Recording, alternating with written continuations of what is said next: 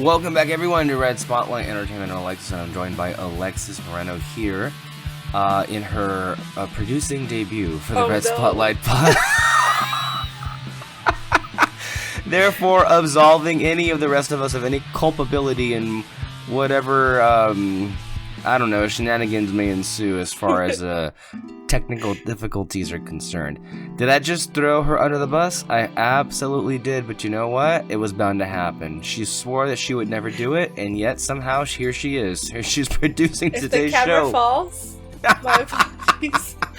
or somehow, what's it called? We have to do this twice. or if it just quits halfway through and we lose everything. Hey, all bets are off. You can't be too sure of anything. Of course, this is the show that talks about movies and everything going on in the world of movies and more. And always there's so much happening. We're going to talk about movies and what's happening. And that's going to be today's show on Red Spotlight number 491. All right.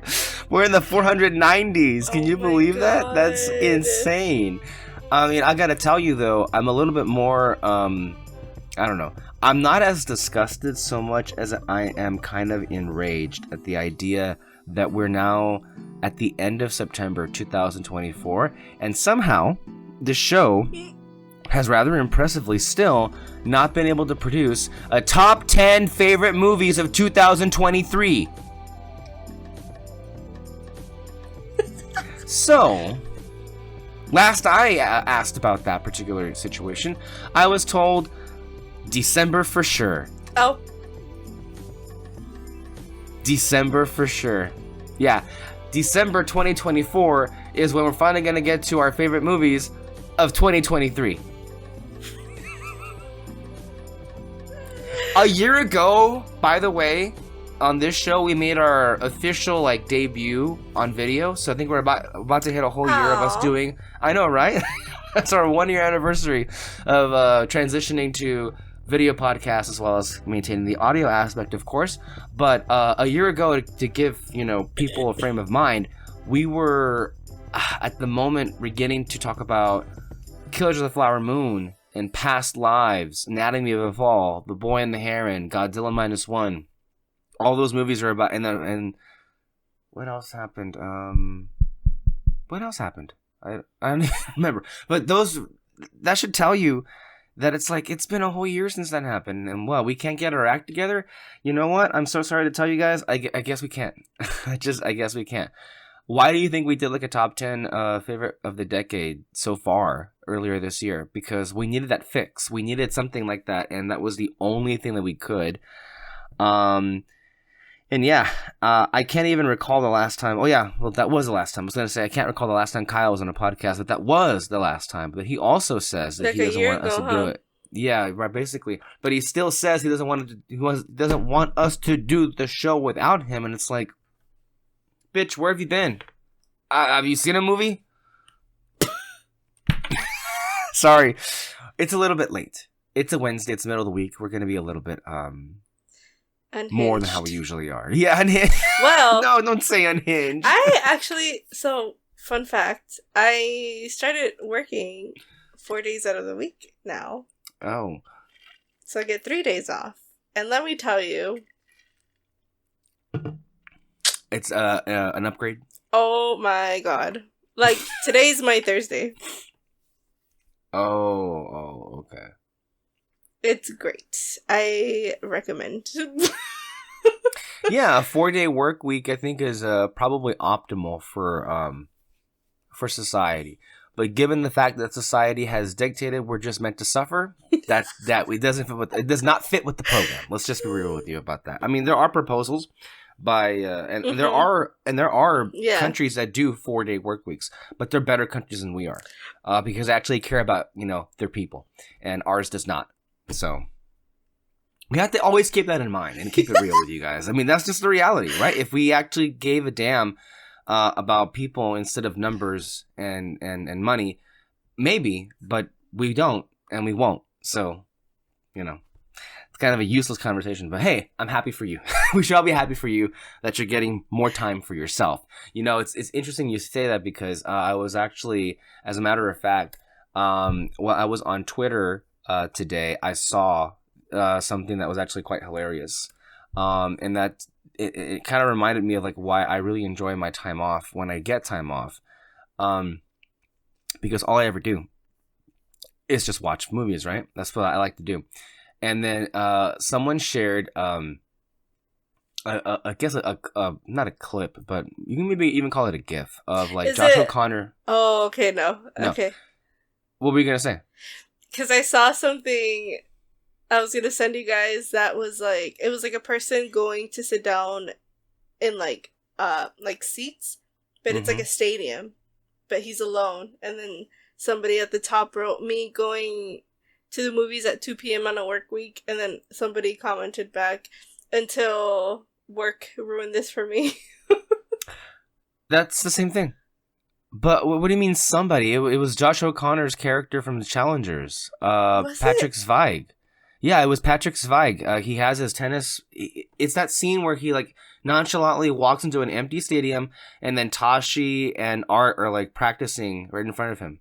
Kind of awkwardly in Atlanta. The Atlanta yeah. So, I are you trying to tell me that you did not recognize Josh O'Connor? I didn't. I honestly like wasn't paying attention because I was reading what I was saying. Okay. And then I thought it was like a one of those like Roman like stadiums. It's not a stadium. I forgot what they're called. Like I don't know why. That's what I thought. Coliseum. Yeah. Okay. All right. These are some pretty hilarious excuses. It's because this is the tweet that I was talking about. So this one was me going to the cinema by myself at 2 p.m. on a Tuesday. It's the best. Especially 2 p.m., 3 p.m., 4 p.m. That's really a sweet spot because most people don't go. And if you want to avoid people, which I highly recommend that you do, to get a better experience, go to those hours. And it's also cheaper as well. Mm-hmm. Like over the weekend, we did a matinee, Peter and I, and we got to see Batman for $5. So yeah, Batman 89, which was awesome. And then of course this was you're correct. This was retweeted, and the other person said this used to be my favorite thing to do. I hate employment for taking this away from me. Yeah. I love this one. There was an even funnier one though. Well, maybe not funnier one, but a more accurate one. I guess Guillermo del Toro he's been doing some press lately. And so he said something this year that was so memorable that people have already made shirts. He said, "Fuck work, watch movies."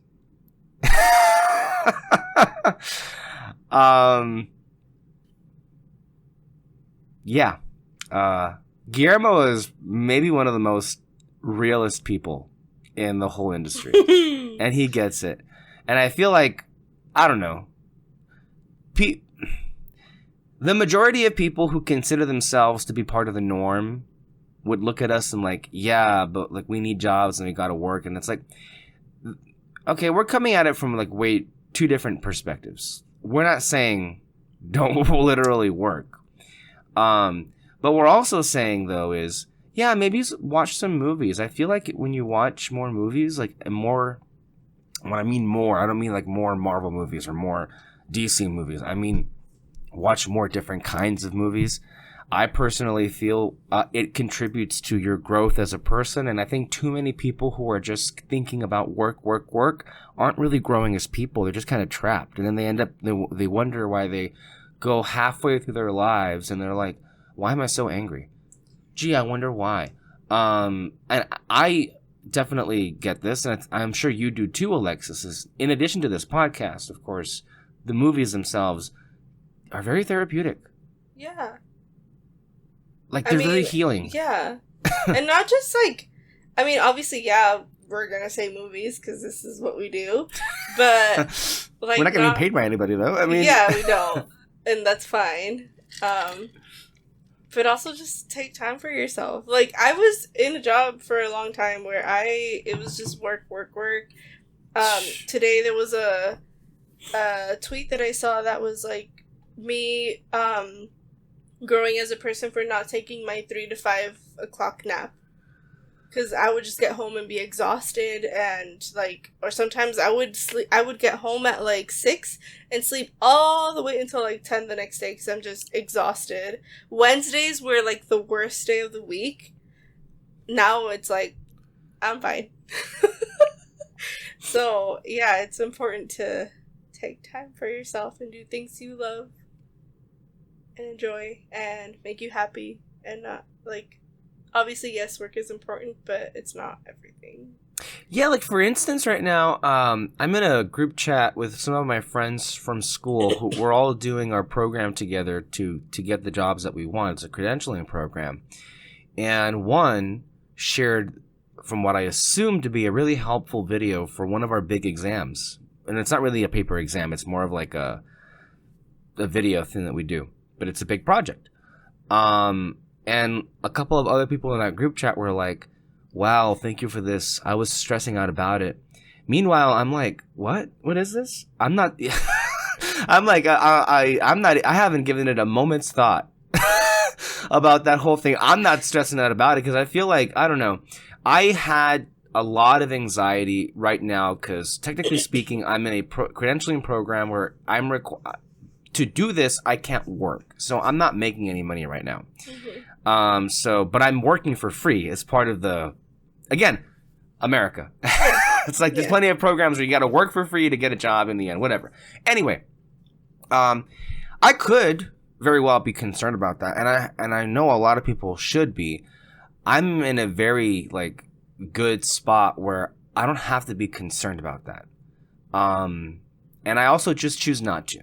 Because I feel like what good does that do to your mental state? To just constantly be thinking about like how much money you're losing every day.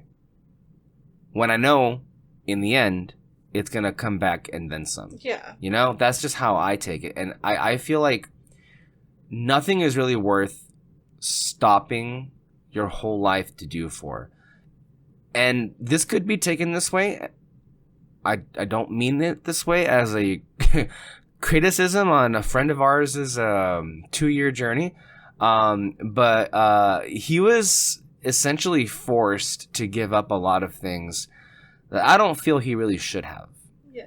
And if I were in his position... Like, it was different because there was like an end point to it.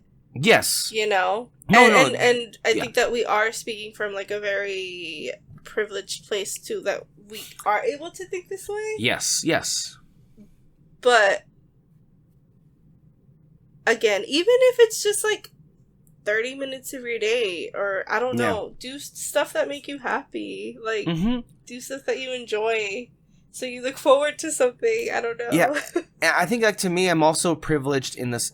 I'm even more privileged in the sense that I love my work and I love planning for my work and my job and the people who I work with. So it's like it's not taxing to be at my job. It's more so just exhausting from just being up and at it the whole time through. So again, I'm privileged that way because I actually like my job, and a lot of people I suspect do not like their jobs very much. You know, that's another issue as well.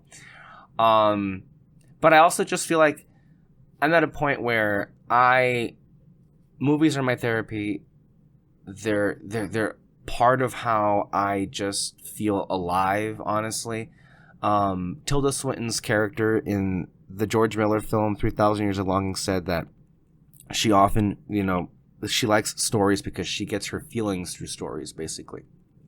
And I think that's a great I think expression. It for like validates a lot of the things that we're thinking, or makes us see stuff that we're probably in a different light, through. maybe even. Yeah. Like, the different perspectives of different people. Can help. Imagine and that. And a lot of times can often shed light on a lot of, turbulent times. Like, oh, hey, this is actually not that unique. I was watching a video earlier today about a video essay about the 1956 Academy Awards. And you're like thinking, what does that have to do with anything today? Well, apparently there's a lot of like really interesting stuff happening behind the scenes that, for instance, one film in 1955, I guess, one of the Shakespeare adaptations that starred Laurence Olivier, debuted in theaters the same day. No, it debuted on TV the same day it debuted in theaters. And I'm like, 1955? Dang. That happened before? And then it was highly criticized. I mean, it ended up being a good thing because it got publicity. Like 60 million people watched it on TV the day that it debuted. That's a lot of people. But the good thing is that it ended up working out in their favor because people were like, this is shit. I got to go watch it in the movies. Like, because there were actual reviews that were written up that the TV screen was so insufficient to, you know, comparing it to the theater. So, and that sounds like it could have been written up today with how often we talk about that. It's insane. And then, what was it?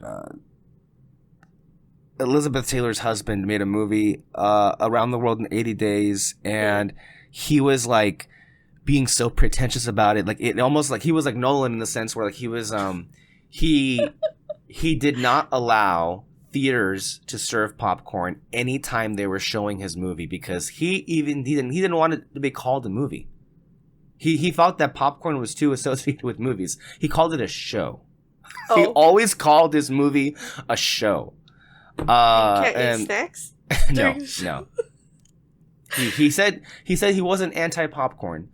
That was an actual quote that he said, apparently. Yeah, so it's interesting to see some of the similarities. And again, I wouldn't have known that if I wasn't as into film and, you know, the algorithm didn't like, hey, here's a video you might like. And sometimes the algorithm is actually pretty helpful.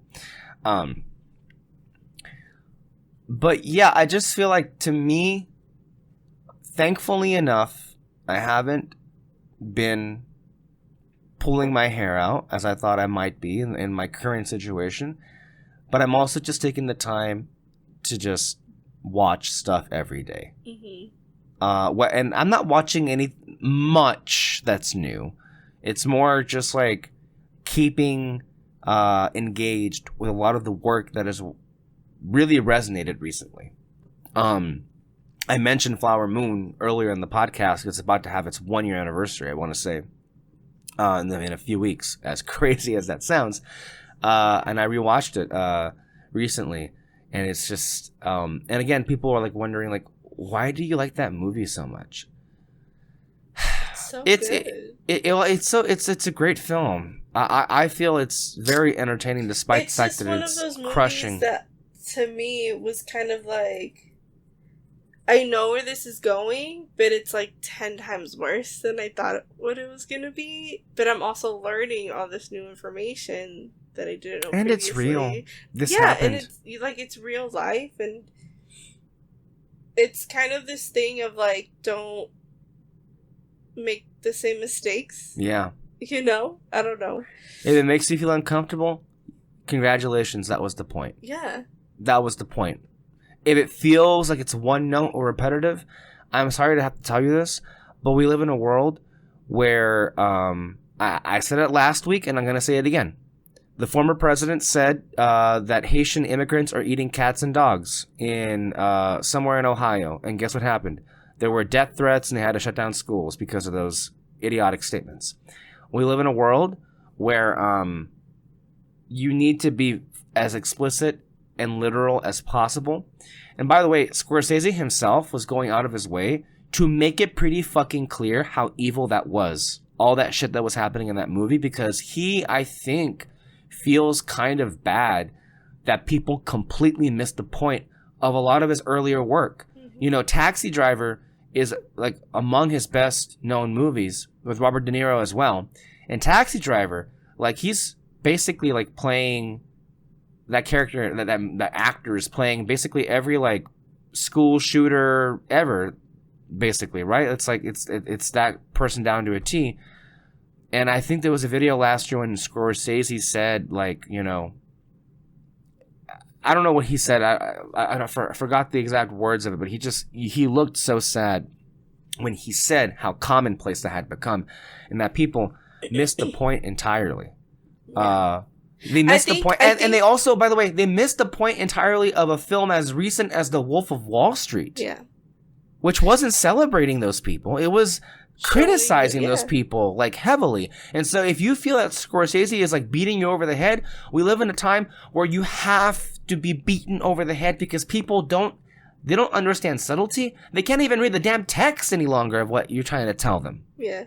I think, like, to that point, it's like, I feel like when those movies came out, or as recent as even 10 years, 5 years, I don't know, it was very much like you wanted to escape, you wanted to live in this kind of fantasy world. Would my alter ego be somebody like this person? Would, you know what I mean? Like, the possibilities of, like, not being who you are, but now it's like, no, this is, like, real life stuff. Like, yeah, you know? So it's completely different now when you go back and watch movies like that, because it's like, wait, like, this is too... I've seen this before today, you know what I mean? mm-hmm. Like, it's like, I feel like now when we go back and watch the movies like that, it's scary because it can actually, not that it couldn't happen back then, but I think because back then there was no social media or anything like that, like, people were so blind to it, and now it's like, oh no. Yeah, it's really so hard to compartmentalize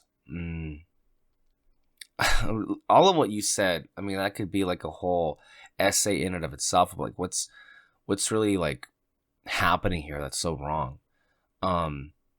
But I've always felt that people are just on the whole not very aware of the evil that exists in this country, past or present, and potentially even future. And I don't even mean particularly just one country. I just feel, generally speaking, there's always been evil, and humans have so easily been able to do that. And Flower Moon shows you, at the heart of Flower Moon is Ernest, who, I mean, he seems to believe wholeheartedly that he loves his wife, and yet at the same time, not only is he killing all those around her, but he is poisoning her. Yeah, the banality of evil and how easily it could happen. When I was watching it again, because I also rewatched in recent weeks Schindler's List. I hadn't seen that movie in a long time. The last time I did a Spielberg rewatch, I skipped that one because that's just not a pleasant watch. But I wanted to go back and watch it because it had been a couple of years, and I wanted to see, okay, obviously the horrific parts are still horrific. But what I notice more now is the filmmaking craft that is just genuinely like groundbreaking and awe-inspiring. The thumbs up. But I was reminded a lot of Schindler's List while watching Flower Moon, because Schindler's List also doesn't really hold back, does it? It shows you like the ugly truth of what happened. And there was another recent one that is Holocaust related, called The Zone of Interest, a film by Jonathan Glazer, and also starred, I believe, Sandra Hüller, who was the star in Anatomy of a Fall. And that movie was about these, I want to say it was one of the famous commanders or commandants of the Auschwitz concentration camp, in that his whole family literally lived on the other side of the wall. And they heard all of those awful sounds of murder and destruction happening through Auschwitz. And you hear that in the background the entire time. And the whole time you're thinking, how are they not affected by it? And so it's just a reminder, we need reminders that people can so easily just like lose themselves and feel numb themselves out to just get through things and pretend like they're not bad. So the whole point of why this was brought up in the first place was to just like, for us, we're of the mentality that it's important to just give yourself a mental wellness check and a break from some of the more strenuous parts of your days. Maybe watch happier movies. Mm. But watch them. Well, oh yeah, I don't necessarily mean, I don't recommend you watch these on, I was watching happier films as well. For instance, over the weekend I had a blast reacquainting myself with a film I also had not seen in a very, very long time, and that was Back to the Future. Which is a film that I didn't necessarily care all that much for. I liked, don't get me wrong, but I don't think I was like loving the movie as most people do. Mm-hmm. That being said, though, having watched it again over the weekend, I'm like, wow, you know what? I don't know. I actually like this a lot more now. Thumbs up for Back to the Future. And I also saw 89 Batman, so had a little bit of an 80s theme going on there. So, hey, that was cool. So I don't just watch sad movies, Alexis. Don't get it twisted. I watched Back to the Future and Batman, and I also watched Furiosa. So it's like, hey, we're not all it's not all these tragic epics. Jesus. Anyway. But yeah. By the way, I didn't even get a chance to ask you, how are you doing? Besides the fact that you're doing a lot better in terms of like, you have more time for yourself. You have recently moved to a new location, which is why you look like you're, recording from like a terrorist's basement or something. Yeah, I mean, it's the truth. I mean, compare that location to your previous room where it was all bright and colorful, and now you're just like in this bunker. So how is your life now? It is so much better. Good. I mean, it doesn't look better based on the visuals, but at least if you're better on the inside, that's all that matters. That's okay. The outside will get better in a few months, but inside a lot better. And yeah, it's been good. Have you been to the movies lately? Besides Beetlejuice? I think that's the last one that we saw. David and then before that, go see the Christopher Reeves documentary without me.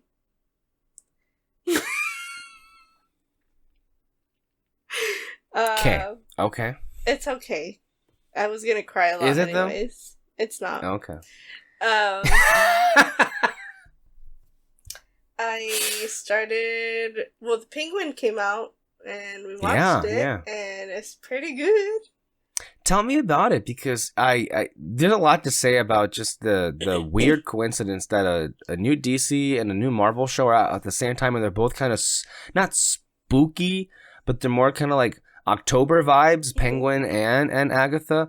So it's really curious to see. From what I understand, both of them have been really well received. So you seem, I know Peter saw it. He said it was really good, and I assume you feel the same way. I do. I really like this world that has been created. It's the same as the others, but like different, obviously. And what's his name? Colin Farrell.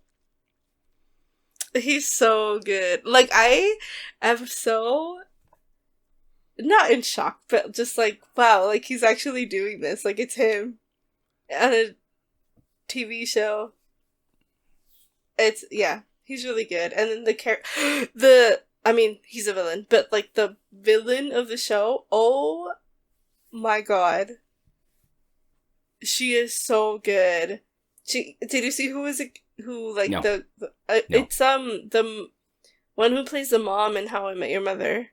She's done like a bunch of different things, but nothing like this, I think, that I've seen her in.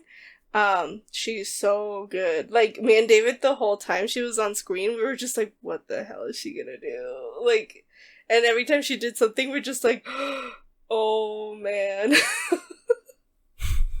But it's really good. I'm excited to see what else happens. Okay.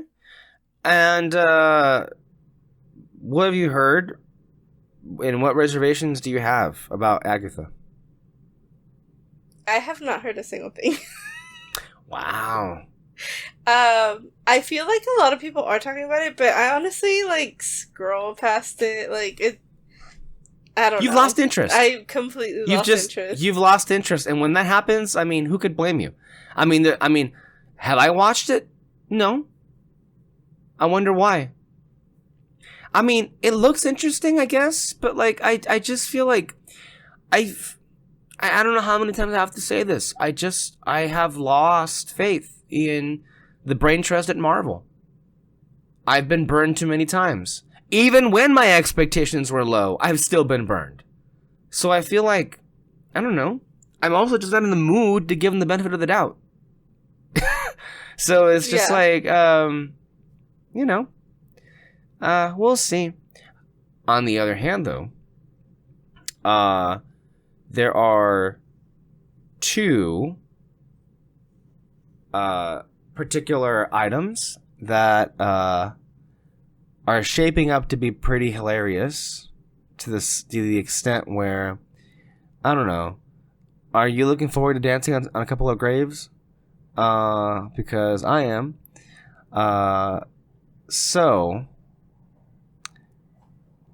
There's a report going on out there that The Mandalorian is canceled. Oh. Cue the music, the lights, the balloons.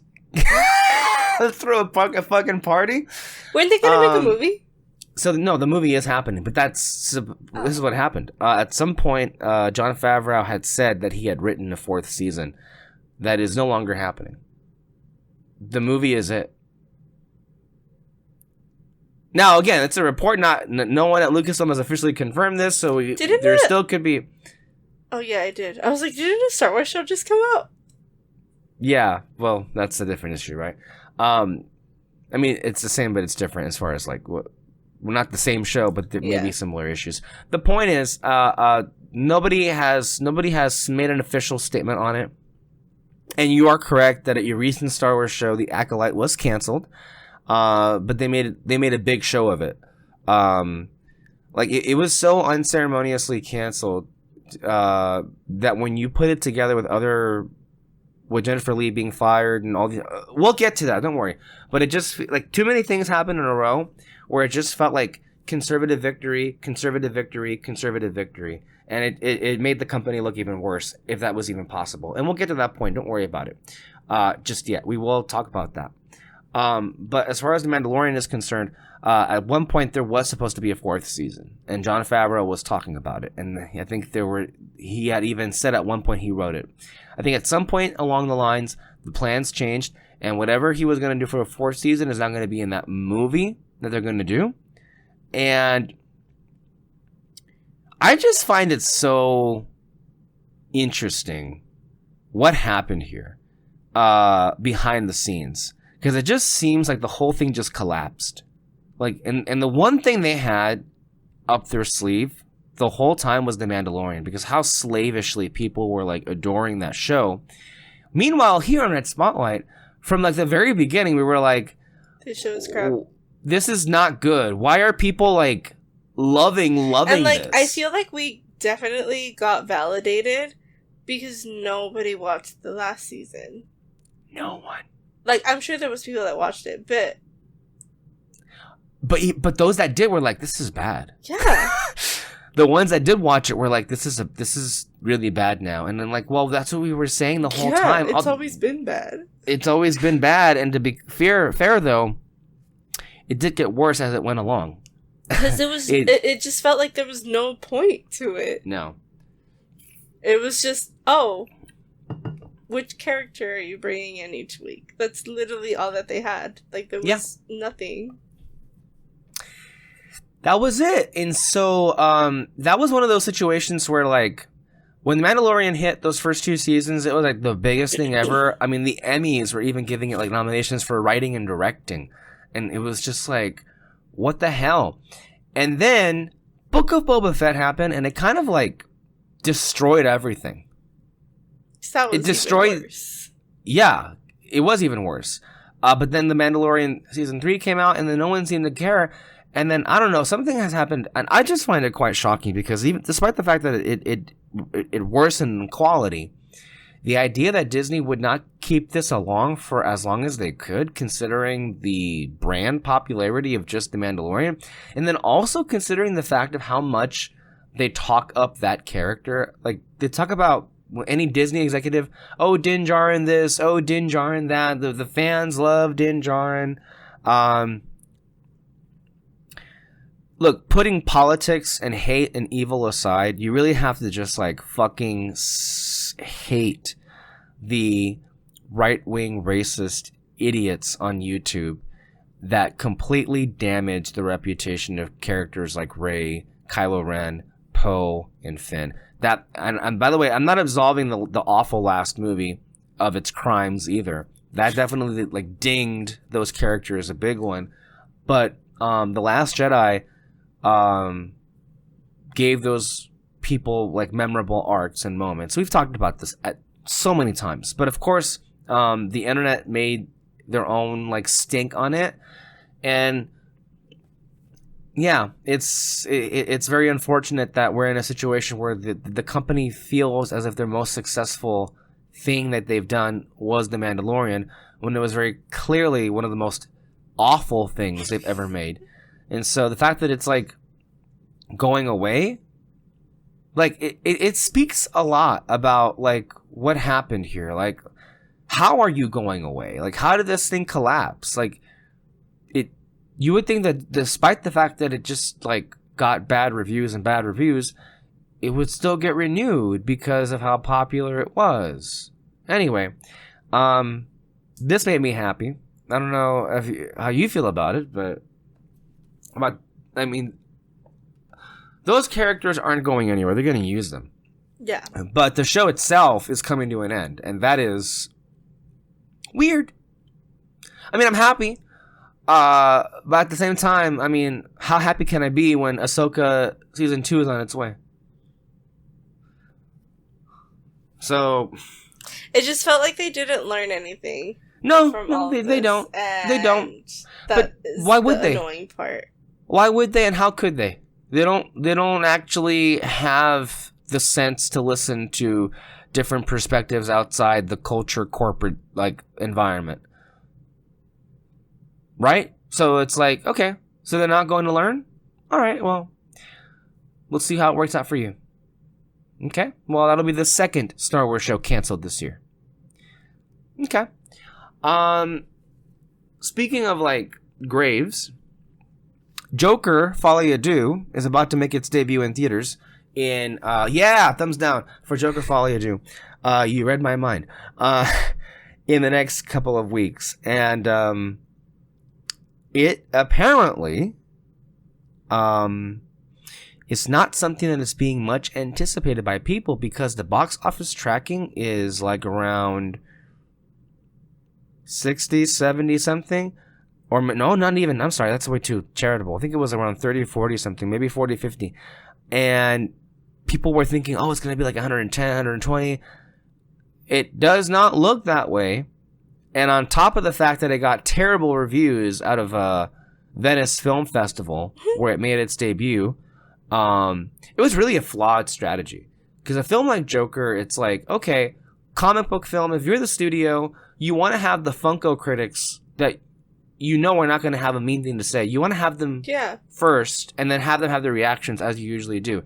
But instead, you take it to Venice Film Festival because somebody at the studio believes that they won the Oscar. Like, yeah, hey, look, they won 2 Oscars. They won for score and they won for actor, and they received 11 nominations. And look, that's fair.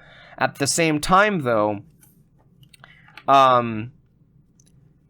it's also, I mean, it's a bad movie. The first one's a bad movie. This one's gonna be probably even worse. We'll see how it is. But like, the reviews were terrible. They're just, nobody was in the mood for it.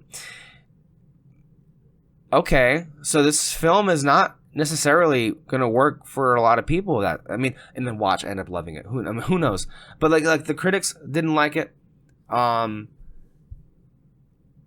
It seems interest has waned, and like, yeah, that happens when you wait 5 years to release a sequel. It's been 5 years. The 5 years later curse. It's real. You waited too long. You needed to. I don't know. I think people are gonna show up for this movie. I think No, I'm not. Yeah, hold on. I didn't mean to say it's gonna be a bomb. It's gonna make money. I just feel like, is it really gonna get close to $1 billion? That's the thing. Remember, in addition to Joker winning Oscars, it made $1 billion. Yeah. All over the world. I think it has a pretty good chance. At hitting $1 billion? I'll say why. There've been so many people in my life that are not like avid movie watchers, are not, like that. Every time that trailer comes on, oh my god, it's almost out. Oh my god, I'm so excited. Yes. So I think we're gonna hear about this movie for a very, very long time. The only thing I'm not too sure is like the reaction, because I was for sure when I first watched the movie, I was like, oh, I don't think people are gonna like this. So I don't know. That was wrong. That was wrong. People liked it so much it made $1 billion worldwide. Look, the tracking is off, but it's not suggesting it's gonna go for broke. Like, it's still a Joker movie, and it's a sequel to a film that made $1 billion.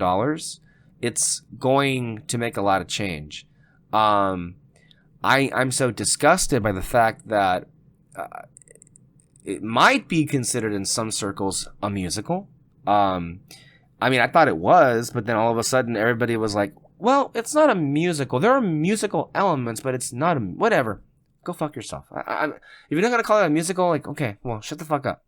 It is, or it's not. We'll see how much it plays into it. But it probably will, like, easily outgross, like, the last couple of musicals in theaters combined. So there's that. The reaction is going to be interesting because, I mean, for one, we haven't seen the movie, so we don't know what to say. The thing is this about the trailers. The thing that makes me go like, well, that looks good, and not like it's going to be a good movie. It's just shot well. Mm-hmm. It's shot really well. And that's how the first one was, though. Yes. And then also, ideally, I don't know. I think there really could have been an awesome movie in there. Like, I mean, come on, think of it on paper. You're bringing Gaga in there to play a version of Harley Quinn, and the whole thing is supposed to be like a fucked up musical inside their like fucked up minds. That sounds like an amazing film. Yeah. And I still would want to see that, you know? And I still, despite the fact that I hate Todd Phillips and I hate the fact that people love that movie so much, the first one, I still kind of want to like give it the chance of like, maybe I'll walk out of it. Because ideally, I would want to love a movie like this. But because it comes from the mind of Todd Phillips, I'm like, I don't know, that first one did not work for me, like, on any level. I know there are good elements of the first movie. It wasn't enough to make me feel positive about it at all, one way or the other. I was very much, like, put off by the movie because of how politically inept it was. It wasn't saying anything, and yet people thought it was like, oh my god, revolutionary. It's like, it's one of the best times, one of the films of our time, and it's speaking to the struggle that we have about class warfare, and it wasn't saying any of that shit. It's one of the most, like, hollow films ever. Like, it's trying to say everything, and when you try to say everything, you say nothing. That's the part that pissed me off the most. Well, about the film itself. What pissed me off even more so was how people were going on and on and on and on about how it was the best thing ever made, and then of course, what happens? It ends up getting 11 Academy Award nominations, and it wins 2. Alexis, I mean, I would say I don't think there's anything you disagree with there. I think ideally you would want to love a film like the premise anyway of Joker Folie à Deux. It's hard to be hopeful when the first time it didn't turn out that well for us, you know. Like, we're the freaks that hate Joker but love Eternals. And I stand by that. I stand by that as well. We're supposedly the idiots that dislike No Way Home and love The Last Jedi. And I stand by that.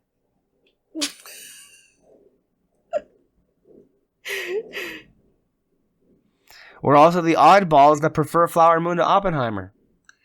And I stand by that. Yeah. And by the way, Oppenheimer is a great movie. Oh, yeah. I love that Oppenheimer. one's like a different... That's a different... Yeah. It's But, just basic... It's more so like most people obviously prefer this over the other. And we're the other way around in this case. But Oppenheimer's a great movie. The other ones... No. Just be real about that. So, yeah, I guess we'll see. We're going to see pretty soon. But it's also pretty interesting how it worked out that there's a Penguin show and then a Joker movie out around the same time. So, I mean, you are a big Batman fan, so ideally you should love this. I think that's what gets me so angry about all of this. Like, I love... Again, I said it earlier, I love this world. And I love, like, the different, takes that people have on it. That one specifically was just not it. Like... And it should have been, right? It should have been. It should have worked. It should have. And I'm sure there's that disappointment too, where it's like you were thinking this could have been really great, and maybe you were even thinking it was going to be great, and then you watch it, and it's like a Joker movie, like with Joaquin Phoenix. What do you mean? That would I should have ate that up, like that was for me, but it just no, I can't. Did it? Okay, here's an interesting one. I think I already know the answer. I don't even know why I'm asking. I know the answer. It still wasn't as offensive to you as Maleficent, right? Or do you? No. Maleficent really like it hurt you on a deep personal level. Okay. But you know what? I forgive him a tiny bit for Beetlejuice. Oh, okay. 2.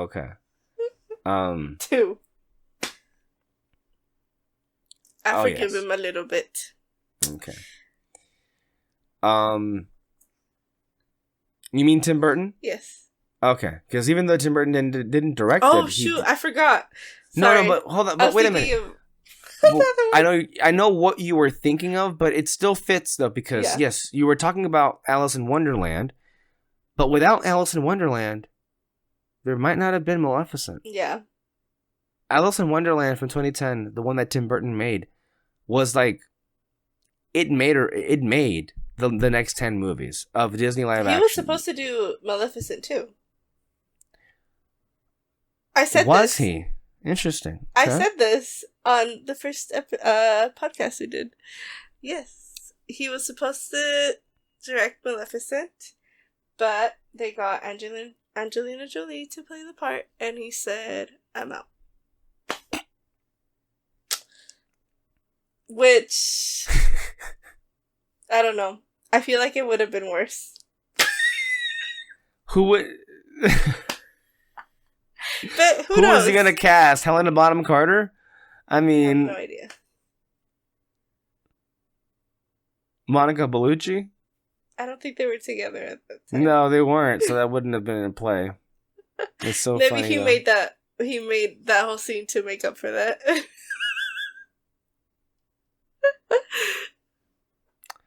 Yeah. Well, since we're talking about that, let's talk about Tim Burton because, Tim Burton has been going through a rough one these last couple of years. And Tim Burton, I want to say, we don't talk about him a lot because a lot of his recent work has just been so dismal and so just not interesting to a lot of people. And I know that when I first met Kyle, when I first met Alexis, Tim Burton was one of the first auteurs that we would bring up. Like, Tim Burton has work that's related to the circle of Disney in a way. But he also has his own like signature stamp of cinema that no one else can really say it's theirs. And so Tim Burton's name would always come up. And to me, when I was getting more into movies, well, maybe not more into movies, even before then, I would always know a Tim Burton movie when I would see it. Yeah. Because he was one of the first auteurs in the sense that the visual language of it was so obviously him that by the way, he wasn't one of the first to ever do it. I mean, he was one of the first filmmakers that was... Yeah. I could pinpoint that I know it belonged to them. And the thing, it also helped that Burton was making a lot of work around the era that we came of age, like the 90s and 2000s. So there's a lot of it where you see it and you know that it's his. But I think he's also kind of really unique in the sense that he is this auteur that has always kind of like generated box office hits. Like, I mean, the idea that Beetlejuice, which is so not what anybody thinks of a mainstream movie, back in 1988, made like huge amounts of money at the box office. Today, that just wouldn't happen. You know, I mean, today, the modern day example is Max wanted to go to streaming, and Tim Burton was like, no, I want to go to the theaters. And guess what? He was right, because look at how much money it's already made.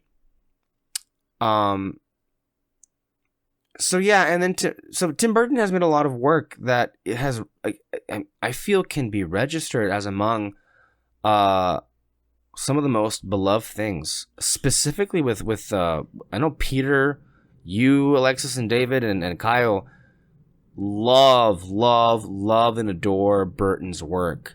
I mean, you think about Beetlejuice, you think about Batman, you think about, I know it's not him directing it, but he still has a credit in there somewhere, Nightmare Before Christmas, even though that's a Henry Selick movie. You think about, I believe, Sleepy Hollow and Sweeney Todd and Big Fish. I'm sure I'm forgetting a couple here and there. And even some of the ones that maybe are not as well beloved. His work is...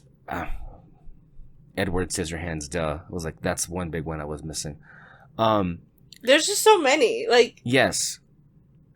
And they're also unique. Yeah. They're also unique under their own, but they're all very much by him. Yeah. And you can see that. Another thing that I find interesting is you mentioned all of these movies, and each movie came out at a certain point in time. Yeah. But I feel like you can't tell which point in real life time they came out in.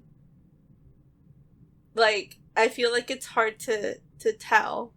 Like, Beetlejuice could have been done in the 90s, could have been done in the early 2000s, you know? I know, and it was way before that. I don't know. I like that. Like, Big Fish also, I feel like you can't really pinpoint a time that it came out in, you know, if you watch it 20-30 years from now, when, you know. I just feel like he does a really good job of just creating his own world and making it withstand time, I guess. Yeah, I also forgot to mention Corpse Bride or Frankenweenie as well. Yeah. There's a lot of really good stuff that he did. But then we hit 2010, and there was seemingly a point of no return, because then Alice in Wonderland happened, and then he made a Dumbo movie with them, which was somehow even worse from what I understand. He made a movie with Johnny Depp called Dark Shadows, which was not well received. He also made a film called Miss Peregrine's, which nobody watched. There's also another one called Big Eyes with Christoph Waltz and Amy Adams, I believe, and then that was it. But for the most part, his work in the 2010s, Frankenweenie notwithstanding, or the rest of it though, was not well received at all. And then we get to Beetlejuice, and to be honest with you, I wasn't even aware that this movie was even happening, the sequel. But then I was like, oh boy, okay. I blocked it out because at this point I was like, well, Tim Burton is just making bad movies and I'm just not going to acknowledge them. That it is what it is. And when you make so many bad ones in a row, it's really hard to come back. It really is. But that's why I was so happy that he did it. He was able to come back. And guess what I said last week in the review with Peter and David? It felt, watching Beetlejuice, it felt like Tim Burton was coming back to life. Yeah, it honestly did. He was. It's oh, yeah, it's he's back. Yeah. It wasn't just Beetlejuice that was back. Tim was back, and that felt nice. Yeah. I was so happy that it yes, in a lot of ways it felt like a throwback, but it also felt like an extension, like he was adding more to say with Beetlejuice that felt like a natural progression instead of something that was contorted and made and forced into saying something. Inside Out 2. Well, that filming set was entirely just created because money. Oh my god, one of my favorite moments in Beetlejuice was when at this point I believe Beetlejuice had like and I said it 3 times which is so funny, by the way, where I work at. I'm privileged also in the sense that I can tell what's hitting and what's not hitting with the kids. Mm-hmm. Beetlejuice has resonated. I'll just say that it has resonated where kids say things like they don't, like they can't, like they don't think we can hear them. We can't, but we do, and we hear it all. And you wonder sometimes how I don't come home and I don't bash my head in. That's enormous restraint, which I don't think any of you people ever thought that I would have, and yet I do. So I just wanted to say a win for me. Go to hell, all of you. Anyway, I've heard there was even one of my groups where I was like, I stopped them. It's like, don't say that name. Just playfully with them. It's like, but you can tell that they all went to go see it, especially when you look at the numbers. Everybody went to go see Beetlejuice. Where was I at? I don't even remember where I was at before this. I cut myself off, and then I just can't recall where I was. Movie. Yeah, I was saying that there was one part of the movie. Justin Theroux, who was so good in this. There were so many actors who were so good in this. But when Beetlejuice had given him the truth serum, and I think to me the key part about like that kind of like sums up that whole character is when he says money. But when he says it, it's like in a really funny way. It's like money, how it comes out, and it's so comedic, but it's also, again, the truth. That's the truth of what he was. He was a grifter from the very beginning, and I feel like we could kind of tell that from the very beginning. I mean, the way he just it was pretty hilarious how he like, this is the last time I'm gonna like pull out pills from a trash can or a toilet, and then he takes one himself, nonchalantly. We were all like, what the fuck? But yeah, he was a great addition. And again, there are a lot of people who were saying about like, Monica Bellucci or like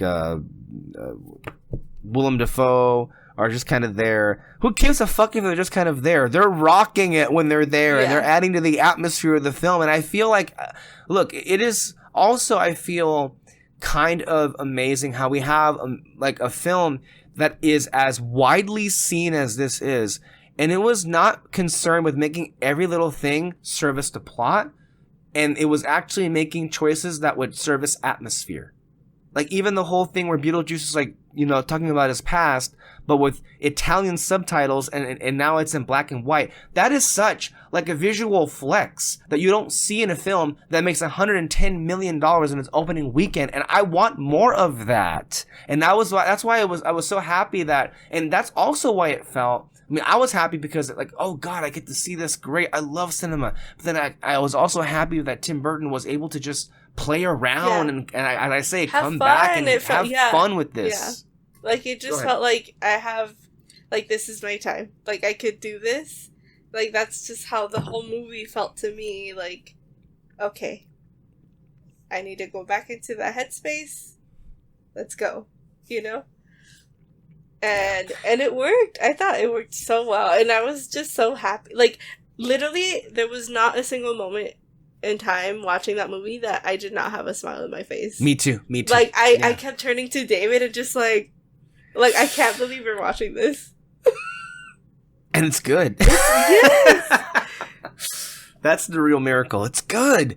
And it's such, I mean, it gets you from the beginning when it's like, it's the opening titles, and Danny Elfman came back and did a new rendition of the score. It's the same score, but it's a new rendition, and it's like, it still slaps. It still slaps. But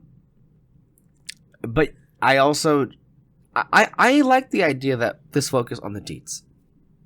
And I mean, there was a lot of brilliant choices in this. Like Tim Burton really let Catherine O'Hara go all the way. Oh, she was with her, amazing. she was taking no prisoners with that performance. She was like, I'm gonna go the full O'Hara with this performance, and then she delivered. And then like, I honestly do feel like she did so much for the film that she should get a special award for this performance. Like, she's that good in it. Like, so few people that I can even think of can like really make that work, you know? Like, she's hitting that fine line of like absolute levels of absurdity, but yet still somehow sincere, right? Yeah. Mm-hmm. And that's I feel like that's exactly how the first one was. Like, I just felt like they all just kind of were the same people, you know? Because obviously, like, if in sequels or if, you know, they're trying to go back to a story, like, people change, characters change, you know, we need to kind of evolve them. But it just felt like this is where I pictured them, you know? Yeah. Like, yeah. Yeah. For sure. I Like, I the really fact love... that she had her own TV show about, like, ghosts and all that. Yeah, and it became, like, a big thing. I love that. I thought that was so fun. Yeah, and it worked out really well as far as how it was embedded into the film itself. Even the musical sequence. Yeah, amazing. Like, it was so good. And that ending, I love how it kind of gets you. Like, I got me where I'm like, oh wow, he's like, I don't know, he's being kind of like a little bit sentimental in how it's ending here. And then all of a sudden, a baby Beetlejuice just comes out of Jenna Ortega, and like, okay, and we're back. And we're back. This is more you. Yeah, it was like, not that I wasn't enjoying the other ending. It was just like, it's just so unlike him to be that sentimental, and then psych, not happening. Really interesting. Considering how good it was, I would not be opposed to a third movie. I would not either. Especially if it's like this, like yeah, pretty cool. And a great time to be at the movies as well. I was just like, oh man, I kind of wish I could just go back and watch it for the first time because like, this is so much fun. Yeah. And it I like felt like, I mean, I guess no, because I felt like that with Challengers, like, just like, well, yeah, this is amazing. Yeah, but I don't know, like, I was just so happy. I was too. So was I. I want to keep the good vibes going. Is there a way to keep the good vibes going? I don't think so.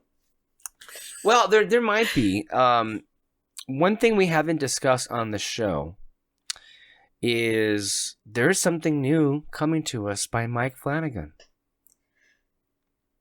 You know? What is it? Continue. Oh, you were like, you're giving me that face. There is something new coming to us by Mike Flanagan, and he's somebody who we've been championing on this show for many years now. You know, I cannot believe it's already been like 4 years since we did, I want to say, the recaps. We did like whole recap shows for a lot of things, but we did like retrospectives, I guess you could say, on The Haunting of Hill House, and then also The Haunting of Bly Manor. I think we also did we end up doing the Doctor Sleep audio commentary? I don't remember. I can't remember. I think we did. Oof. I think we did, though. Yeah, it's a long time ago. But Mike Flanagan's work, and that was still before Midnight Mass happened. Mm-hmm. We never did Midnight Mass. No. But his work is just always it's destroyed me. And it's always been so beautiful. And so with The Life of Chuck, this is not a horror project. It's much more of a drama, but it's being described as a life-affirming drama. But it still is also a Stephen King adaptation. So, dude, Stephen King and Flanagan, again, a match made in heaven. Like, King found somebody who just gets him. Yeah. Like the film equivalent of him, and can like transfer all of that.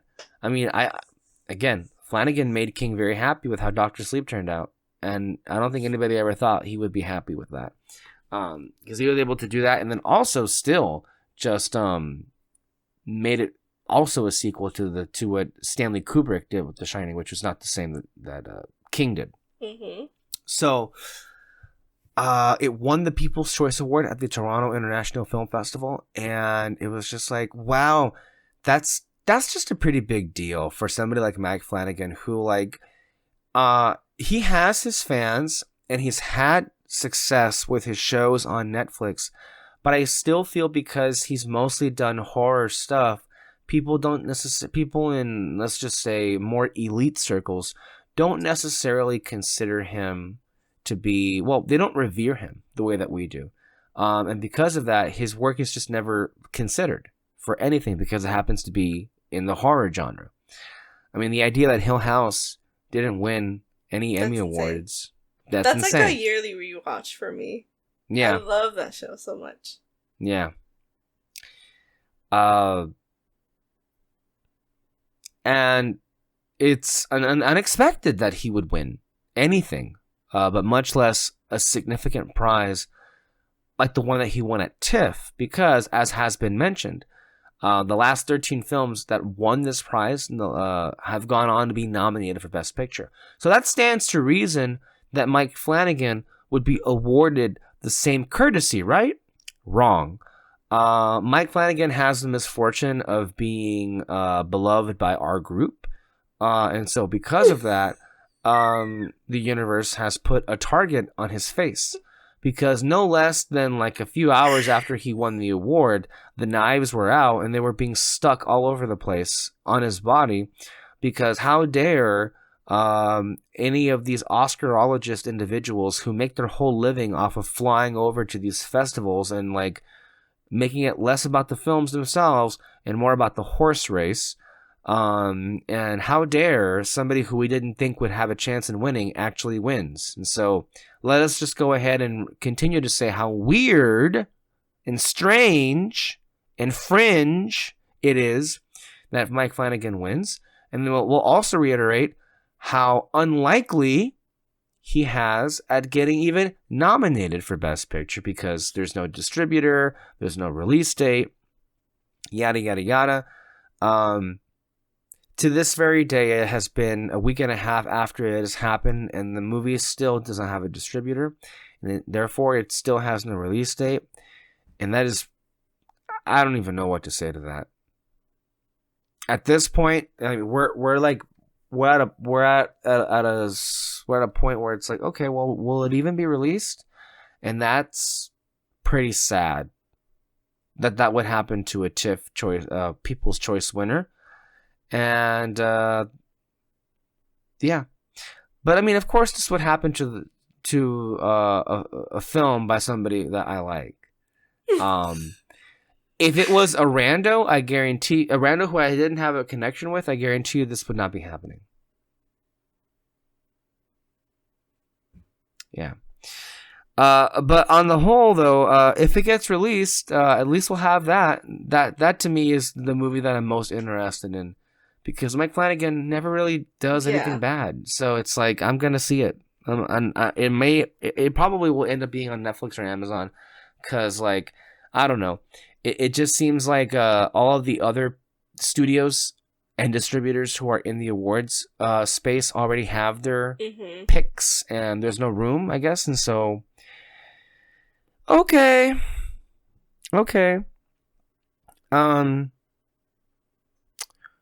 Alexis, did you get a chance to finish that article I sent you? I read half of it. It's a long article. It is. The article that I'm referring to was about the fallout between Bob Iger and Bob Chapek at Disney, and then also how things, how it basically happened that Bob Iger even came back and how they had to fire Bob Chapek. I want to ask you, Well, I guess there are a couple of things that just get clear. We both are of the opinion that ever since Bob Iger stepped down out of nowhere and Chapek took over, and you can check the tapes on this. We recorded this when it happened, either here or on Fantasy.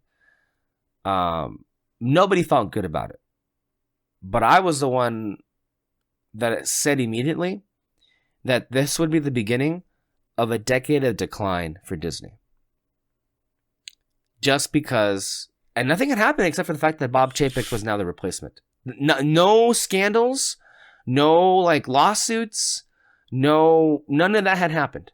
I was just like, oh, this is not going to be good. This is just not going to be good. And I also saw the direction Marvel was going, and it was like, yeah, that's, mark my words, and guess what happened? Yeah, he was so bad at his job, he's not even at the job right now. He was replaced by his predecessor. That's how bad he was at his job. And despite the fact that, yes, Inside Out 2 and Deadpool and Wolverine have made $1 billion, they still just feel like temporary. They feel like Band-Aids. They don't feel like anything's growing. They don't feel like anything's back on top. I don't get that sense. Anyway, there's a lot to say here. And I don't feel as in love with Bob Iger as I used to a long time ago. Not anymore. I feel like he made a big mistake even coming back, because, I mean, his general mentality for how to fix Disney, both of us here don't feel is what is needed right now. And all he's doing is just putting Band-Aids and Band-Aids and Band-Aids and putting lipstick on a pig. And it'll work in the short term, but I don't know how that's going to get him anywhere after he picks whoever is going to be the successor. I guess the second successor this time. Which is insane, right?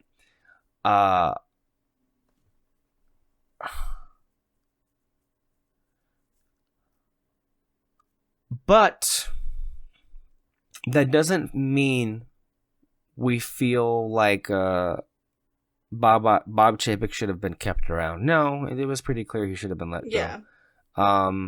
So I guess you could say it's more complicated. I wanted to get, Alexis, your initial reactions to this article, what you found and what you read. I mean, I feel like at every paragraph I was just like, they were so bitchy. Like, yes, like it was a hard read just because it was brutal. Like,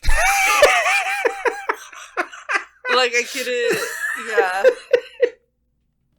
it was funny though. It was funny. Yeah, it was very entertaining. I was reading it like, yeah. Wow, such petty bullshit happening all over the place. So it's like, here's the thing.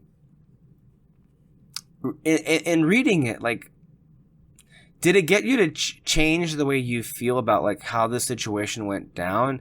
Did it make you feel bad for anybody? Did it make you reconsider some things, or did it reaffirm what you already felt? Yeah, the last one. It's just okay. Like it was just a hot mess, and yeah. So basically, you're saying that this didn't make you feel sorry for Bob Chapek?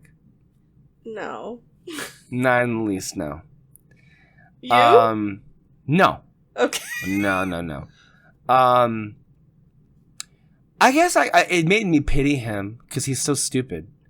I mean, let's just be real. Like he comes off like a buffoon in this article, because like there are many points where the whole team in the whole company is telling him this is a bad idea. Yeah. And then he's like, I mean, let's do it anyway. You have to think, like, you have to be pretty bad at your job with how he was basically escorted out. You know what I mean? He wasn't escorted. He was, like, whatever. shot in a public square. Like, he was, like, that's the thing. That's You have to be pretty bad. He was dismissed. for it No, to like, go down like that. In the article, it said that he was in his home and he was getting ready to go to the Elton John concert that was being filmed for Disney Plus. And then he got the call from one of the board of the directors, and there wasn't even like, "Hey, how are you doing?" It was more like, "Cutting to the chase, you're out."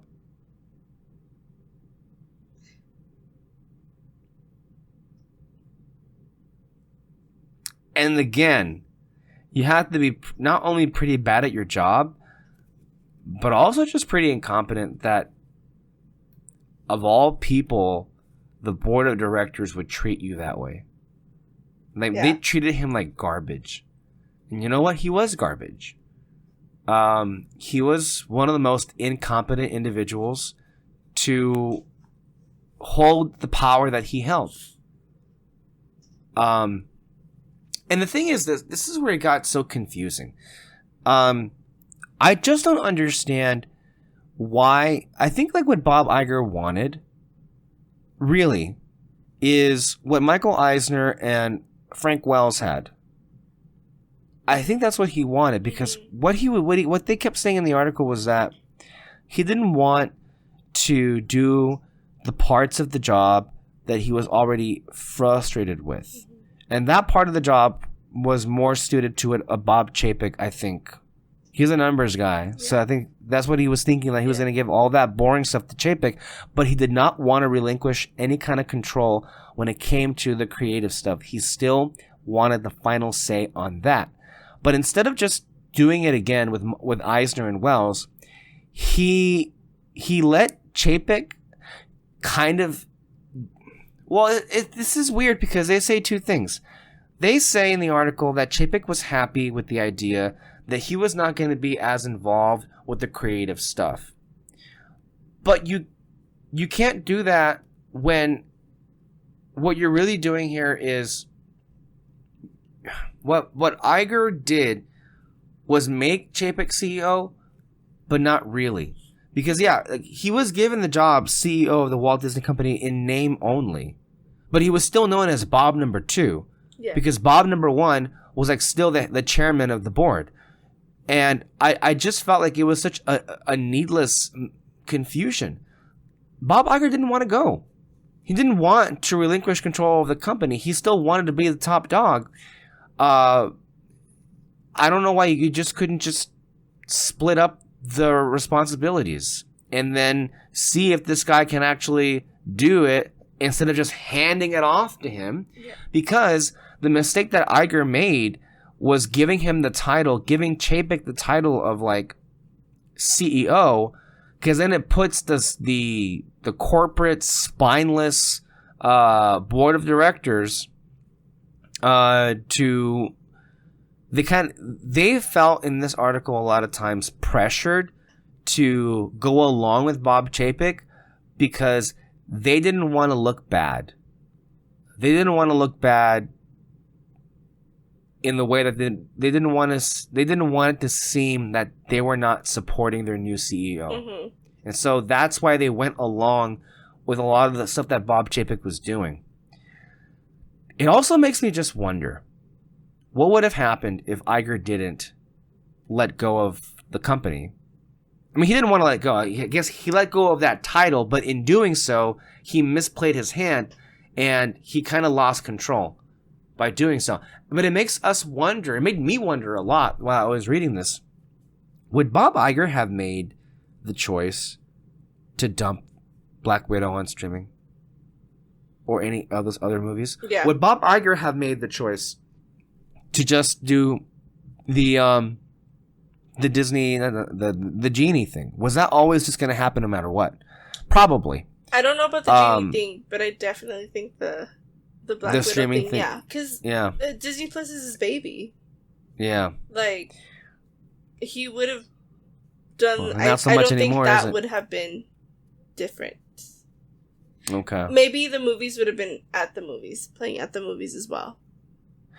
That I think that's the one thing that might have been different, because a lot of what that got Bob Chapek into a lot of trouble with the talent and the stars. Like even Black Widow, Scarlett Johansson sued because of how Chapek was handling it, and then also the way that he responded to the way Yeah. that they were being sued. I Like, think that's what the problem was. The way that he was conducting himself. We had never heard of, situations like this coming from Disney until Bob Chapek. He was making everybody look bad. He was making the mouse look bad. Like, he was like, yeah, it was terrible. But it's also, obviously it was not good, and it was like the things that he was saying was pretty bad. But I do think that it kind of opened up this can of worms that it's just getting harder and harder to pull back in.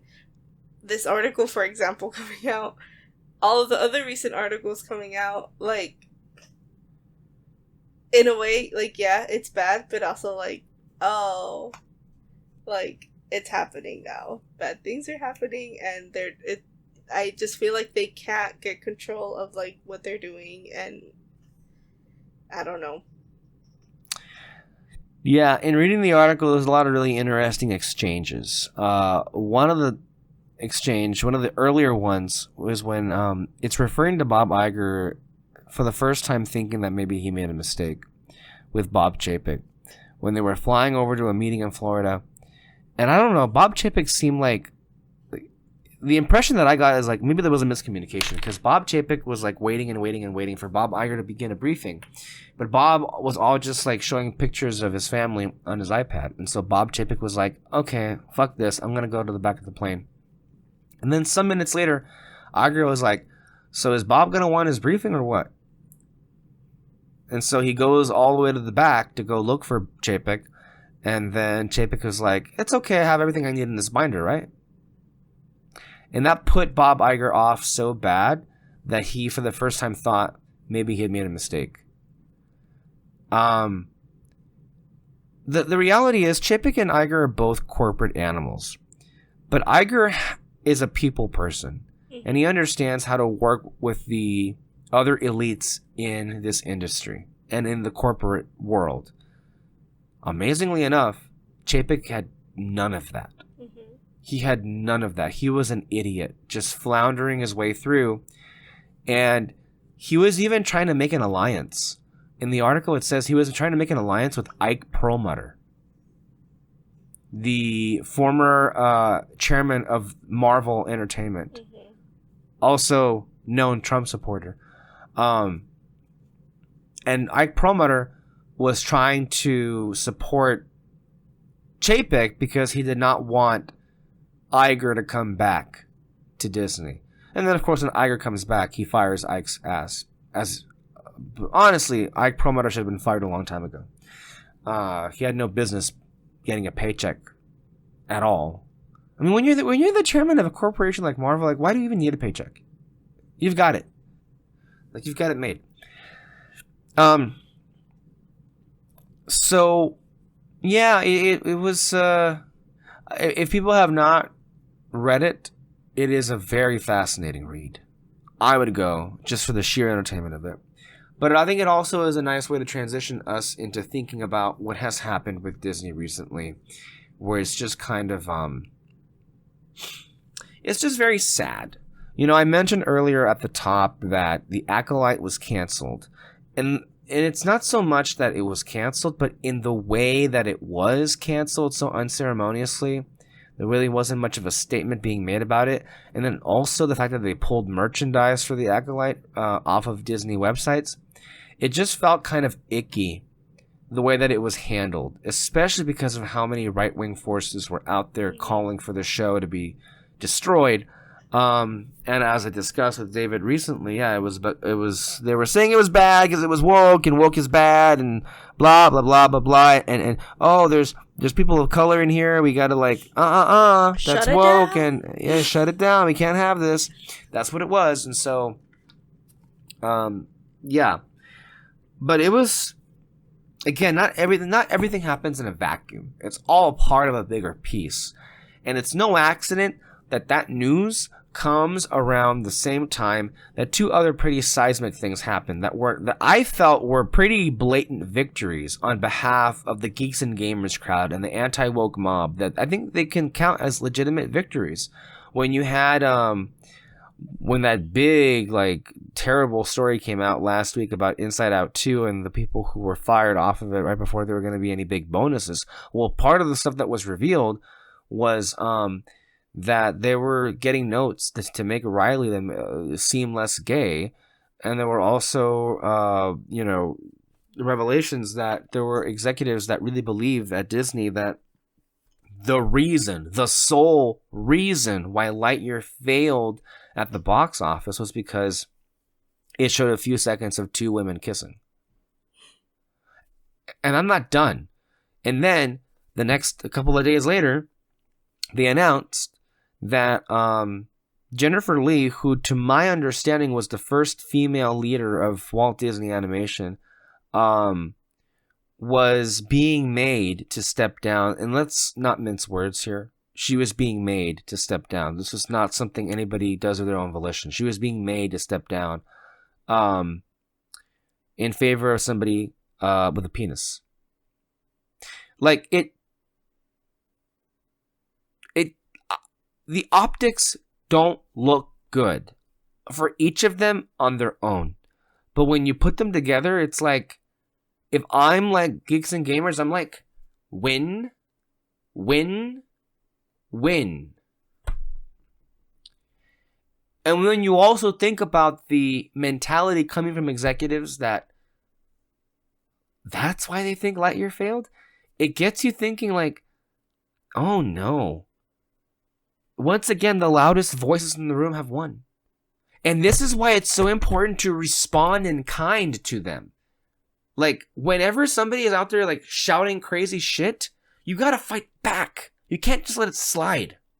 You know, we're talking about Flower Moon, right? There was this hilarious scene in Flower Moon. There's plenty of them.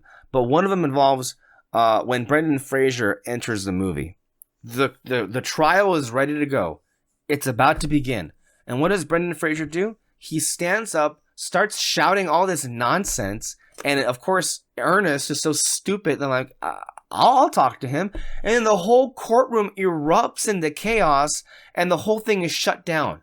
That's conservatism in a nutshell. There's not an actual argument. There's no debate. They just throw crazy shit out there. They put chaos out there, and they delay any actual conversation, and that's how they win.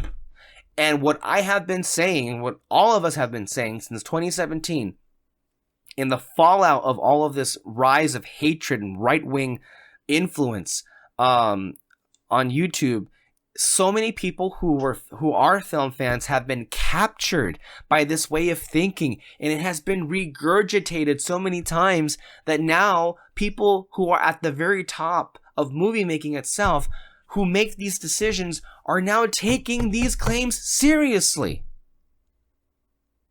That's why it's important to respond and call them for their bullshit. Like, from day one, we were saying these people are they're hateful.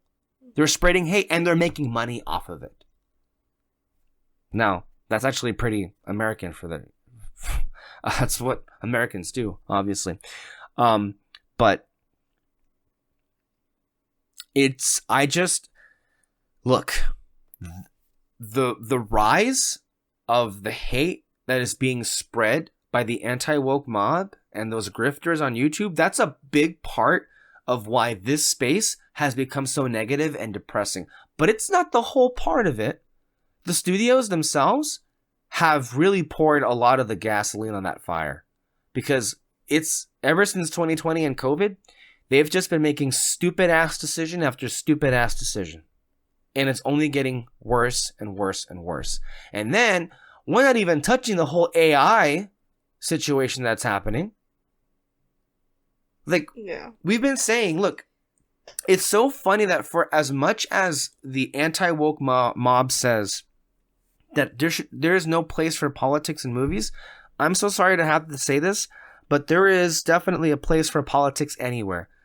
Politics, and what I mean by that is there needs to be a disruption, and there needs to be an intrusion on behalf of the government, on what is happening with the film industry. That's not going to happen because, first of all, we can't even get them to actually acknowledge more pressing issues, let alone movies, but whatever. But as far as the industry is concerned, there needs to be regulation. Like what David Zaslav is doing with just like burning the buildings down and collecting the insurance money, that needs to be investigated and that needs to be stopped. Those mergers should have never been allowed to happen. You know? Mm-hmm. Because of the damage that's being done. Like right now, the system is, the way that it exists, all the elites, the Zaslavs, the Igers, they're taking all the money for themselves. And the people who do the grunt work that actually put in what makes the content that you enjoy, they're continuously being screwed out of their livelihoods. Yeah. All of this is what's hurting the film industry more so. But we can't talk about those issues because we're so busy going over, should black people be in movies? Is it because there's a trans person in here and that's why this movie sucks? Alexis. Yes. Yes, Agreed. Trans people suck? Is that what you're saying? No. No, I'm... No, they don't. And anybody that says that, let's be real here. The transphobia that has happened in this country has been fucking disgusting. And I can't... I need to be clear about this. I have seen too many people, for whatever reason, be captured by the thinking that we should be afraid of them. This happens every, 20 years. People are just so anxious about how crappy things are, and so we have to just have a boogeyman. And so people have successfully turned trans people into boogeymen, which is just so sad and disgusting, and it just shows me we just don't learn anything. We don't.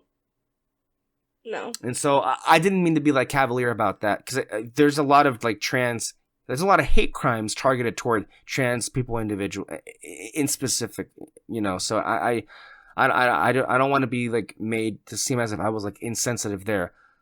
It's just really sad how people are choosing to just dump that whole community under the bus. But you were obviously agreeing to the point where I was coming from, and I wanted you to elaborate on any point that you wanted to that I didn't say, or you wanted to add to what I was saying. No, I mean, everything that you mentioned that is kind of going wrong, we've been saying this for years, and, And getting worse. It just seems to kind of be getting worse and worse, and it's, the fact that, it's not only us saying this now, it's become this whole thing that people are wait, this is really bad, this is, and I feel COVID kind of made it very prevalent that movies and art and things to keep us entertained, things that make us happy, it's so important in our lives. Yes. And all of this stuff affects that. It affects what we see. It affects, what our little brains take. And it's scary to think that we had a little glimpse of good things and change and noticeable change and things like that it's just kind of nope, taking it all back. It's just pretty sad. And I'm not just talking about Disney, I'm talking about the whole system in general, the whole industry. It's scary. It's scary that people have this mentality, and it's scary that it just seems they just want to control everything, and not in a good way, and want, yeah. Yeah, and it just, you don't, it's funny because, we're a little, less than a year out from the strikes being settled. Yeah. And they got some pretty big wins, and yet, here we are a year later, and things just somehow feel worse than they ever did. A couple of movies are making money. The animation industry was supposed to go on strikes. I actually don't even know if they did, because no, it's just so not even looked at, not paid attention to.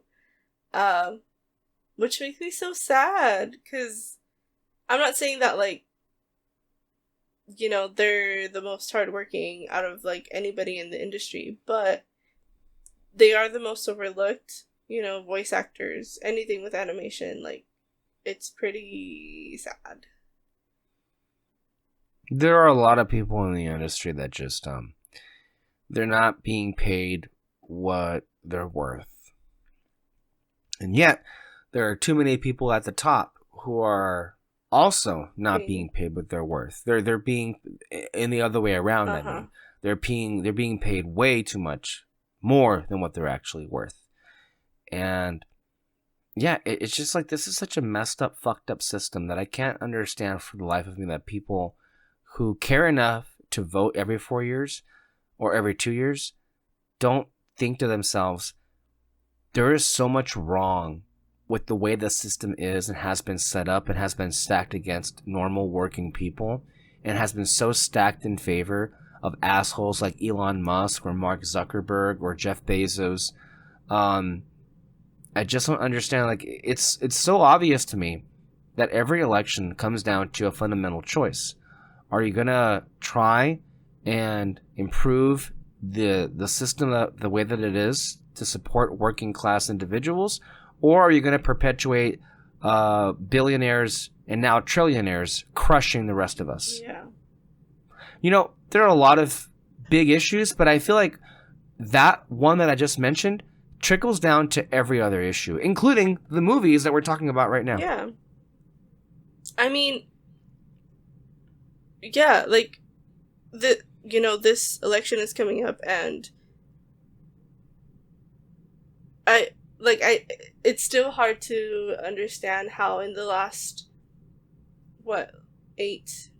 9 years, 12, 9, I don't even know, it's been to, like, we've just had these people.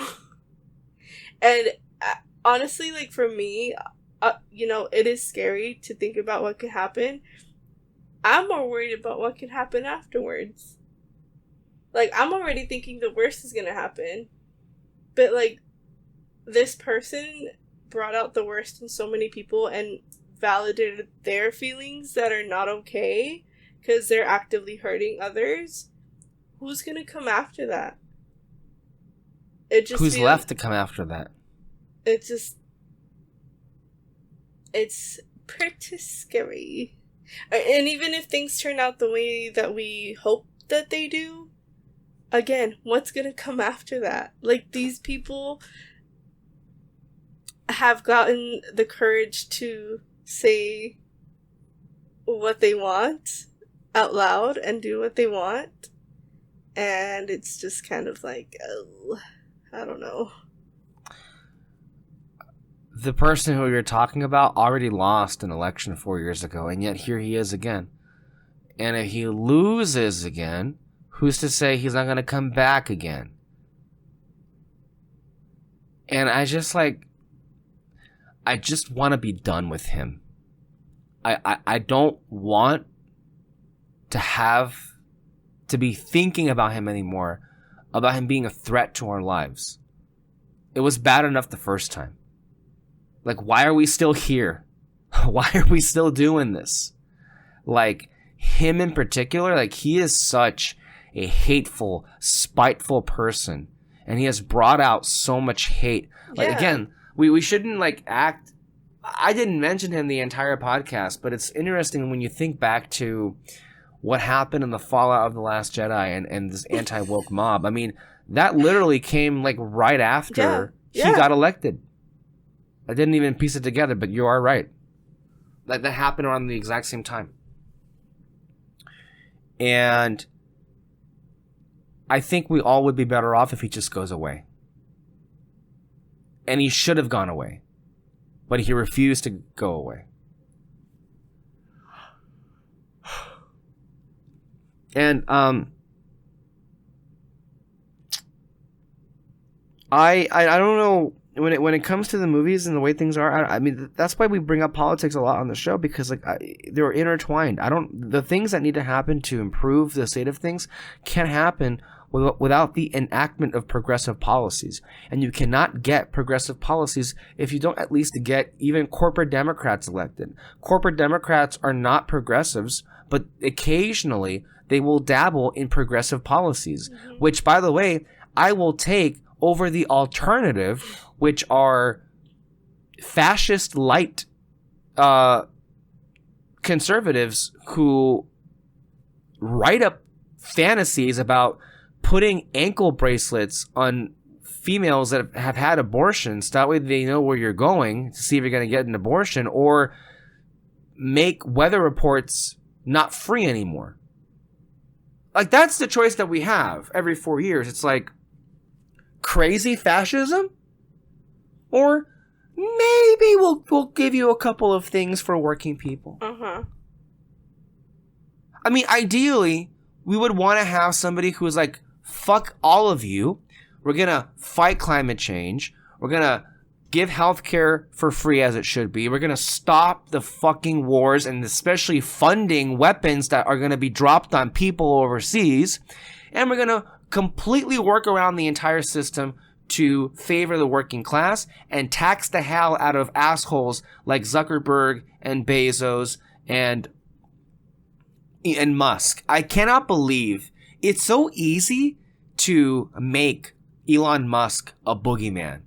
I don't understand why no Democratic candidate just does that. Like, go, like, and attack them for the evil that they are. They have everything in the world, and yet they still want more. They still union bust when their own employee, like fucking the Starbucks Corporation. Anytime they try and unionize one store, boom, it gets shut down. Like, that's fucking evil. So it would be nice to have a candidate that goes out there and says this, but like we have to settle for the cookie cutter version of it, and we've had to the last couple of years. But I do want to say though, the latest version of that with the candidate that's right now on the ballot for the Democrats, while not my idea of what I would want, I would bet is a lot better than the last two were. Because the candidate that was for the Democrats in 2016 and 2020, yeah, one lost and one won. Nobody wanted those two. And why do you think those elections were so close? Like, yeah, in 2020, the numbers were saying that Biden was going to win by a lot, but nobody wanted him to be president, really. No. It was a vote against Trump. Yeah. And it barely worked. It barely worked. But this candidate's younger. She's female. She's a female of color. By her existing and who she is, that's going to get a lot more people motivated and excited to actually want to see her as a president. I mean, it would be the first female president. We've never had that. That's a pretty big win. Yeah, that's a huge win. Massive. It's a huge deal. And especially when women's issues are so important in the election. Their first female president? Yes. I can only imagine how I'm going to be here. Because, and especially when like women's reproductive rights are so centered to the election. Abortion is a big issue. Yeah. But I mean, hey, that's why the election of 2016 mattered, right? The president appointed 3 assholes into that thuggish Supreme Court, and they stripped away your rights.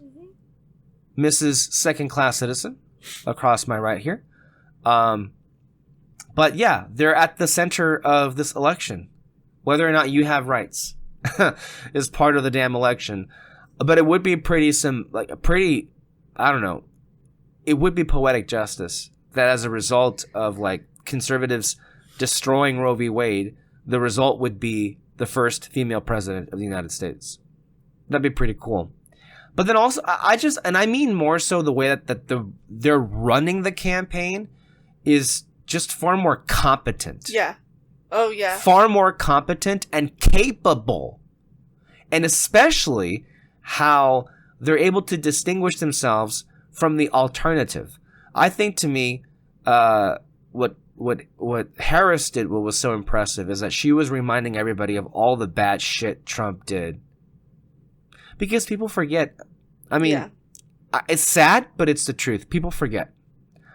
And we'll see how it turns out.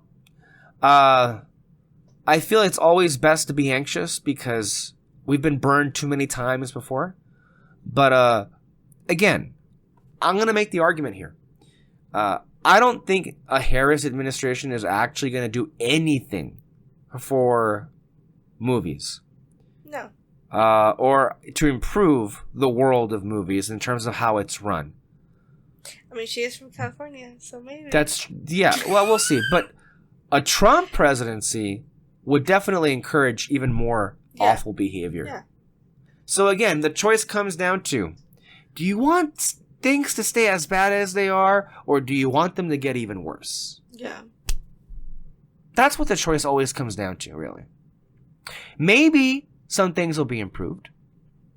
Like, I'll tell you, like, right now, I happen to be a beneficiary of the fact that Joe Biden was the president and is the president. I have a substantial amount of student loan debt.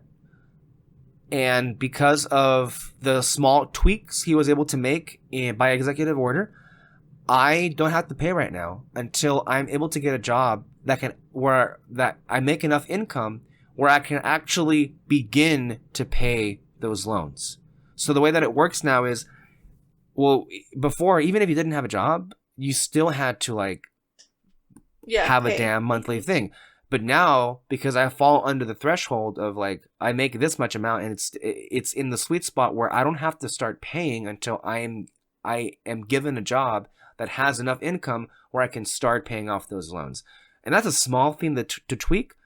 But it's a big deal. It's a big deal for me, and a Republican would never do that. No, absolutely not. The Republicans sued, by the way, to cancel the student cancellation of debt that Biden was trying to do. And they took it all the way up to the conservative Supreme Court, and guess what happened? Of course, they're like, no, we side with the Republicans. Of course we do. But I'm an example of what it means to have a Democrat in the White House. Now, I'm not saying that any president. I'm not saying that a president does good things. We should still, because. And I'm not ignoring Israel. They're there for. I'm not ignoring Israel. To be idolized. They're not there to be this rock star. They're there to do a job, and they're there to serve us. Yeah, I get uncomfortable too when people treat them like celebrities. We need to move away from that. We need to hold them to account. And hey, I hate how Biden has handled the thing with Israel and Palestine and that war that's going on over there. I hate it, and I think he's been pretty stupid in how he's handled it. And he was going to lose no matter what. But I think people thought he had somewhat of a chance until that Gaza situation happened, and then it just blew up completely. And look, I understand there are voices out there that feel they still can't vote for the Democratic candidate. I just can't get over the fact, what's the strategy here?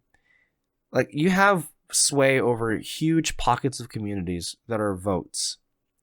And if you tell them that no candidate is worth voting for, the worst candidate is going to win. Yeah. And how is that going to help your cause? I mean, Trump is saying, he's not saying that he disapproves of what Israel is doing. He said many times, he's going to help them finish the job. What do you think that means? That means genocide times 1,000. He literally said they should go in there and finish the job. I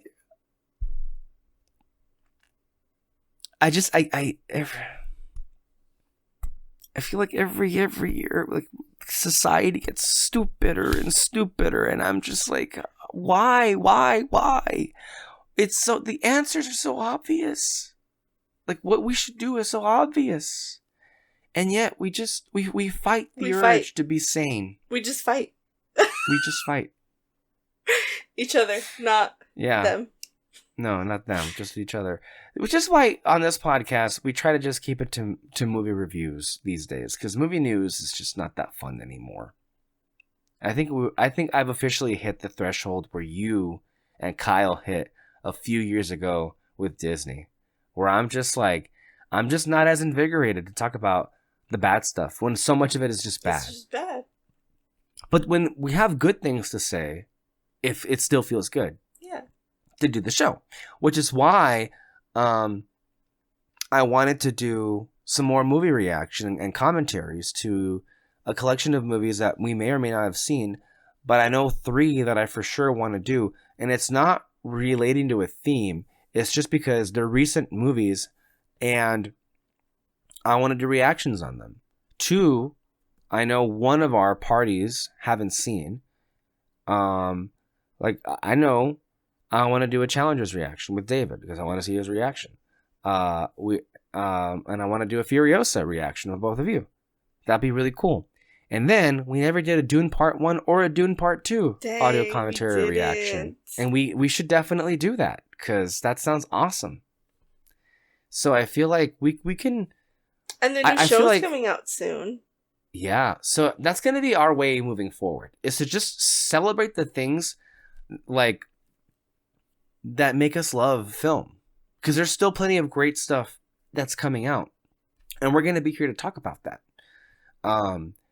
But if there's been any kind of like question as to why we're not focusing on the news, well, I mean, so much of it here is depressing. Like, what am I going to say? Destin Daniel Cretton, the director of the overrated Shang-Chi and the Legend of the Ten Rings, is now the director of Spider-Man 4. As if that series couldn't hit a new low. Watch this. They hit a new low with getting a half-rate director. And then also, it's not going to be the movie they promised at the end of the last film yet again. It's going to be shoehorned yet again into being a multiverse film that is going to be squeezed in between Avengers 5 and 6. And now, the fact that Tony Stark is now a variant of Doctor Doom makes more sense because, yeah, guess what? Tom Holland is going to be a big part of Avengers 5 and 6. Gee, I wonder what string they're going to pull there, or what thread they're going to pull there. Like it wasn't obvious to all of us already in the world what they're going to do. No, thank you. Just, I'm not interested. Like, at all. And then as far as award season is concerned, I mean, we'll see. I'll tell you. The award shows are pretty fun. But I think, to me, the most exciting part of every award season is to just check out some awesome new movies. Yeah. And then, like, experience them and talk about them here on the show. That's what I love most about it. And this year, I'm getting the sense that I don't have much at stake as far as, like, who is going to be involved. It seems like mostly a bunch of randos. And so, I don't know how much I'm going to care. I'll be honest with you. I'm looking forward to the Golden Globes because of the host that they hired, Nikki Glaser. Like, she seems like a lot of fun. So that's going to be interesting. Meanwhile, they still can't find an Oscars host. Of course. Which is, it's dumb because, like, and everybody says no, and I'm like, just say yes. Like, John Mulaney turned them down, and I'm like, hey, go ask Selena Gomez and Martin Short and Steve Martin. Go let them host the Academy Awards, and that'll be awesome. That. It's so easy. That just do it. Somebody fucking do it, please. Like, but they won't. I don't know why. They just won't. So, yeah. We'll come back here when there's new stuff to talk about, when there's new movies, and there's gonna be a lot of them as we head into the fall. It's so funny because, like, where I live, last week we had a pretty amazing weather week where it's like, oh, it's beginning like fall, and then of course it was like psych, and then it was back to hell on earth this week. So it rained over here. Cool.